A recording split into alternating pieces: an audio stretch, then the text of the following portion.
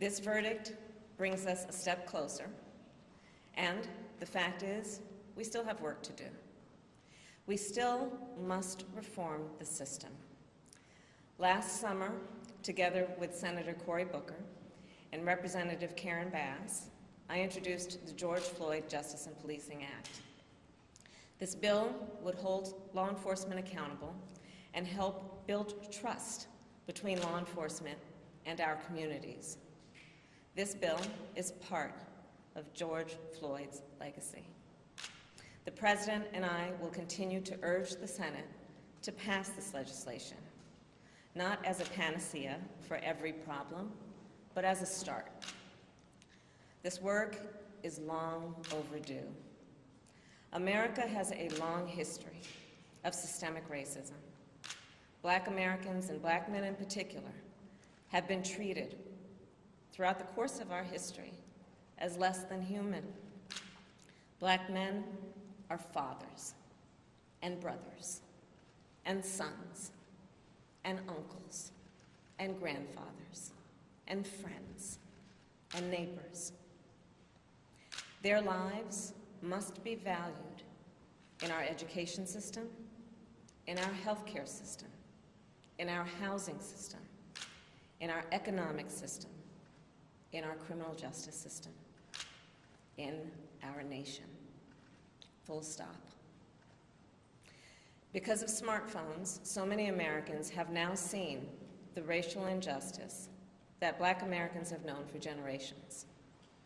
The racial injustice that we have fought for generations, that my parents protested in the 1960s, that millions of us, Americans of every race, protested last summer. Here's the truth about racial injustice. It is not just a Black America problem or a people of color problem. It is a problem for every American. It is keeping us from fulfilling the promise of liberty and justice for all. And it is holding our nation back from realizing our full potential. We are all a part of George Floyd's legacy, and our job now is to honor it and to honor him. Thank you. And now it is my great honor to introduce the President of the United States, Joe Biden.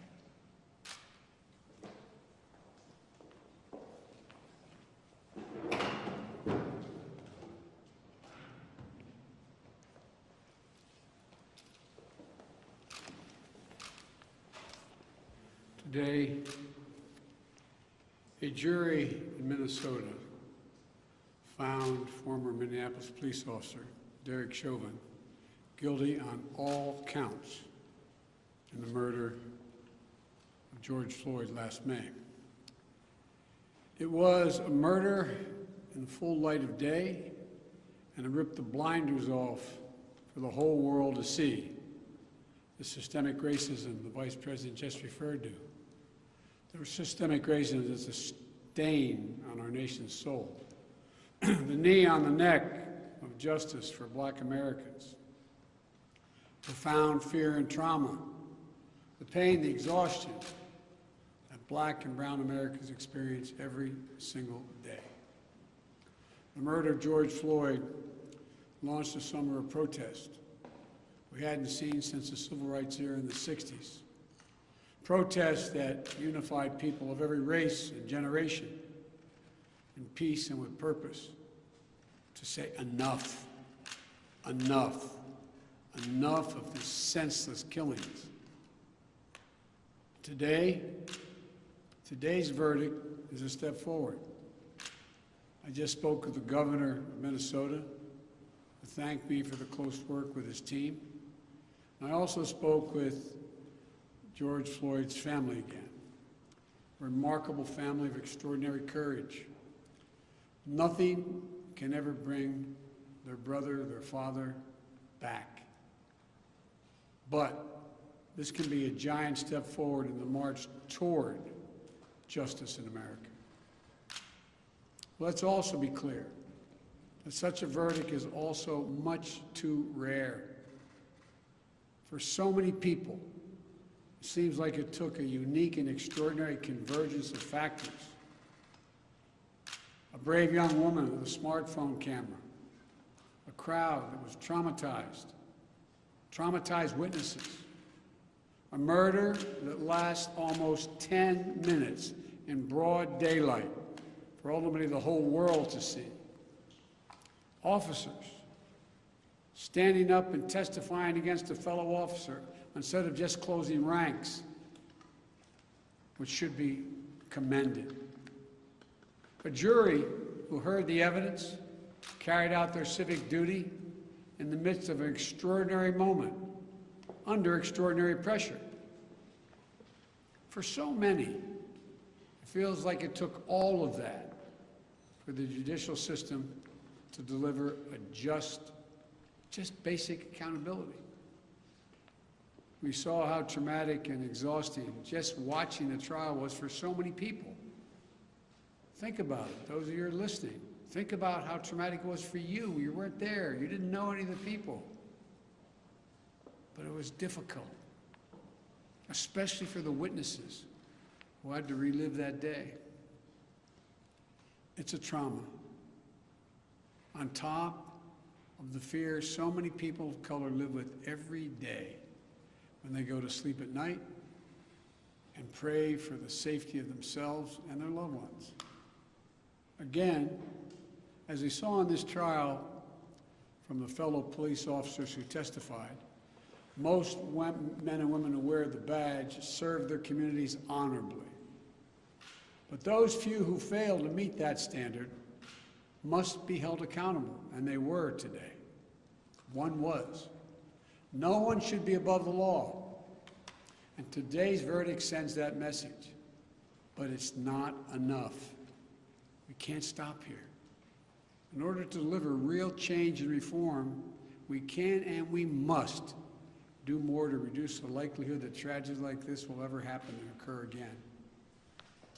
To ensure that black and brown people, or anyone, so they don't fear the interactions with law enforcement, that they don't have to wake up knowing that they can lose their very life in the course of just living their life. They don't have to worry about whether their sons or daughters will come home after a grocery store run, or just walking down the street, or driving their car, or playing in the park, or just sleeping at home. And this takes acknowledging and confronting head-on systemic racism and the racial disparities that exist in policing and in our criminal justice system more broadly. You know, state and local government and law enforcement needs to step up, but so does the federal government. That's why I've appointed the leadership of the Justice Department that I have, that is fully committed to restoring trust between law enforcement and the community they are sworn to serve and protect. I have complete confidence in the Attorney General, General Garland's leadership and commitment. I've also nominated two key Justice Department nominees, Vanita Gupta and Kristen Clark, who are eminently qualified, highly respected lawyers who have spent their entire careers fighting to advance racial equity and justice. Vanita and Kristen have the experience and the skill necessary to advance our administration's priorities to root out unconstitutional policing and reform our criminal justice system, and they deserve to be confirmed. We also need Congress to act. George Floyd was murdered almost a year ago. There's meaningful police reform legislation in his name. You just heard the Vice President speak of it. She helped write it. Legislation to tackle systemic misconduct in police departments, to restore trust between law enforcement and the people they're entrusted to serve and protect. But it shouldn't take a whole year to get this done. In my conversations with the Floyd family, I spoke with them again today, I assure them we're going to continue to fight for the passage of the George Floyd Justice and Policing Act so I can sign it into law as quickly as possible. There's more to do. Finally, It's the work we do every day to change hearts and minds as well as laws and policies. That's the work we have to do. Only then will full justice and full equality be delivered to all Americans. And that's what I just discussed with the Floyd family. The guilty verdict does not bring back George. But through the family's pain, they're finding purpose. So George's legacy will not be just about his death, but about what we must do in his memory. I also spoke to Gianna, George's young daughter again. When I met her last year, I've said this before, at George's funeral, I told her how brave I thought she was. And I sort of knelt down to hold her hand. I said, Daddy's looking down on you, he's so proud. She said to me then, I'll never forget it, Daddy changed the world. And I told her this afternoon, Daddy did change the world. Let that be his legacy, a legacy of peace, not violence, of justice. Peaceful expression of that legacy are inevitable and appropriate, but violent protest is not.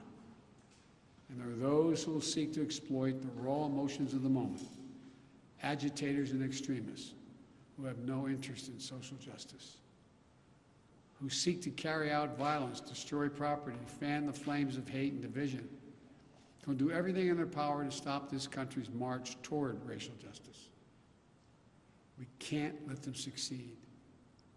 This is a time for this country to come together, to unite as Americans. There can never be any safe harbor for hate in America. I've said it many times. The battle for soul of this nation has been a constant push and pull for more than 240 years. A tug of war between the American ideal that we're all created equal and the harsh reality that racism has long torn us apart. At our best, the American ideal wins out. So we can't leave this moment or look away thinking our work is done. We have to look at it, we have to look as we did for those 9 minutes and 29 seconds. We have to listen. I can't breathe. I can't breathe. Those are George Floyd's last words. We can't let those words die with him. We have to keep hearing those words. We must not turn away. We can't turn away. We have a chance to begin to change the trajectory in this country. It's my hope and prayer that we live up to the legacy. May God bless you.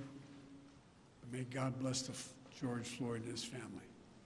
Thank you for taking the time to be here. This can be a moment of significant change. Thank you.